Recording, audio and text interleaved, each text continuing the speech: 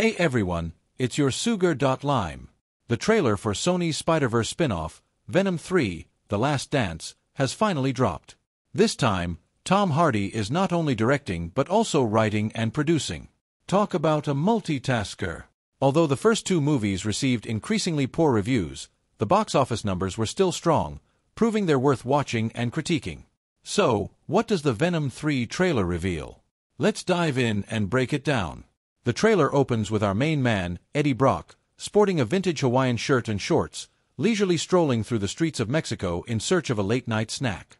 The last time we saw him in this getup was in the post-credits scene of Venom 2. Venom and Eddie, now fugitives, had fled to Mexico for a vacation. Meanwhile, in the Disney Marvel Cinematic Universe, MCU, Peter Parker, Spider-Man, is busy messing with Doctor Strange's spell. After a whirlwind of chaos, several Spider-Man villains are transported to the main MCU universe, leading to the plot of Spider-Man, No Way Home. At the end of No Way Home, Doctor Strange casts another spell to send all the unexpected guests back. At that moment, Eddie, who had just learned a bit about the MCU from a local bartender, suddenly disappears in a flash of light, sent back to the Sony Spider-Verse, leaving behind a piece of the Venom symbiote. Remember this bartender and the symbiote fragment. They'll be important later. In short, due to the well-known tug-of-war over Spider-Man's rights between Disney and Sony, Venom's cameo in the MCU was brief and confusing. He arrived and left abruptly, returning to the Sony Spider-Verse, where Venom 3, The Last Dance begins. Okay, quick recap over, let's move on. Fans of the first two movies know that Venom has 3 rules. Don't eat good people, don't eat bystanders, and don't eat acquaintances. These rules were set by Eddie, and Venom only eats bad guys. So, Eddie takes Venom to a den of villains, which looks like an illegal dogfighting ring. After a quick and brutal fight, they reach the classic, consume the bad guys moment, but despite trying 3 times, Eddie and Venom can't sync up their "We are Venom" line. Remember this detail, it's clearly set up for a dramatic moment in the final battle. Venom then quickly takes out the bad guys and saves all the dogs. This sequence likely happens in the first act, setting up the character's situation. Next, the villain makes his entrance. The scene shifts to a secret alien research base similar to Area 51. Walking through the facility, we see none other than Baron Mordo, Chiwetel Ejiofor, from Doctor Strange, but this time, he's not killing wizards, he's targeting aliens.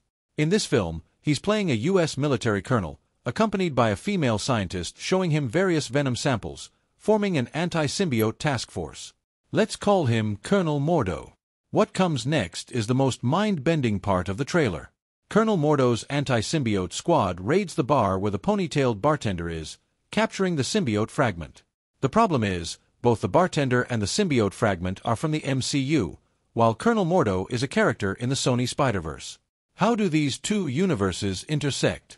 Could it be some higher power at work? We know that the MCU's Time Variance Authority, TVA, and Doctor Strange can interact with the multiverse, but Sony likely can't afford to bring them in. The only character in Sony's arsenal who might be able to pull this off is Madam Web, and even then, she can only interact with various Spider-Man variants. If the anti-symbiote squad has somehow mastered interdimensional travel, the explanation might be that when Doctor Strange closed the dimensional rift at the end of No Way Home, a bug allowed characters to transfer between the Sony and MCU universes. The bartender and the symbiote fragment somehow got sent to the Sony Spider-Verse. This isn't just speculation. Remember the Morbius post-credits scene where the Vulture, Michael Keaton, from the MCU suddenly appeared in the Sony universe? Sony hasn't explained this bug and doesn't seem to plan on fixing it. If we go with this theory, the bartender and the symbiote fragment should have been transported with Eddie. It's a bit confusing, but we'll see how Sony explains it. Maybe this scene will just be a dream or not appear in the final cut, as Sony has pulled such stunts before. Remember the special trailer scene for Morbius where it seemed like Morbius would team up with Spider-Man? That scene wasn't in the final movie, leaving even the director baffled. In a nutshell, Venom 3 might connect with the MCU, but it seems unlikely. Continuing, the anti-symbiote squad chases Venom. Venom fights 6 tough guys in an electric water play. The next scene is in Las Vegas, Nevada. Based on the background, with landmarks like the MGM Grand Park Hotel, Trump Tower, and Planet Hollywood, this is undoubtedly Sin City. Eddie catches a ride to Vegas. By this point, the trailer's first half gives us a rough idea of the plot. My guess is that Venom and Eddie are hiding out in Mexico, pursued by the anti-symbiote squad to the US-Mexico border. During this chase, they learn about the alien symbiote research at Area 51 in Nevada. Since the military is hostile, Venom and Eddie decide to head to Area 51.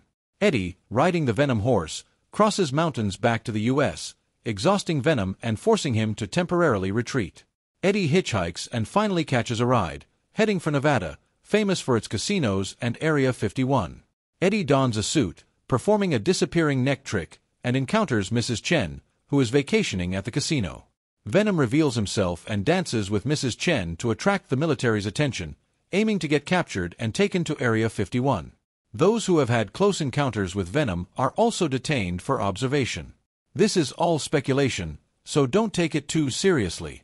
From the trailer, the actual plot seems simpler. Also, the people giving Eddie a ride seem to have stories of their own. That guy looks familiar, right? He played the Lizard in The Amazing Spider-Man. The kid in the car, according to leaks, is a young Peter Parker, and the woman next to him is Aunt May. The rumored plot for Venom 3 involves Venom using his hive mind to learn that young Peter will be his future enemy, prompting him to try and kill Peter, only to be stopped by Eddie. However, the main story seems different now, with more symbiotes from Venom's home planet coming to hunt him down. Given the series' stable budget, around $110 million, it's likely there will be only a few significant symbiote foes. While the trailer hints at many symbiotes, they might combine into a single creature or only one major threat, like the elite yellow symbiote, with the rest being nameless red symbiote minions. Additionally, there's the character Toxin, bonded with Officer Patrick Mulligan, Stephen Graham, from Venom 2. In the comics, Toxin is Venom's grandson, born from the villain Carnage, Woody Harrelson, the 1000th symbiote in Venom's lineage, and far stronger than Venom and Carnage. But since his host is a righteous cop, Toxin starts as an anti-hero.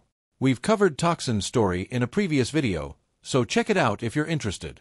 In the film, Toxin might initially oppose Venom but eventually team up with him to defeat the new symbiote threat, making for a more exciting story. Okay, trailer breakdown over, we've got a good sense of the plot. Venom 3 seems like a road movie. Act 1. Venom and Eddie enjoy their time in Mexico while the anti-symbiote squad forms. Act 2. Venom and Eddie flee from Mexico to the US border and then to Las Vegas, setting up an action scene. Act 3. Symbiote Showdown at Area 51, all in night scenes. The plot follows a typical blockbuster formula. The key is whether the action scenes bring something fresh. Hopefully, Venom Horse isn't the only highlight, and there are plenty of symbiote variants. Also, Sony, please don't leave us hanging with the interdimensional bug. I'm really curious about how your characters cross over to the MCU. Venom 3 is slated for release on October 25th this year, and it should have no problem coming to China. So, how excited are you for this movie?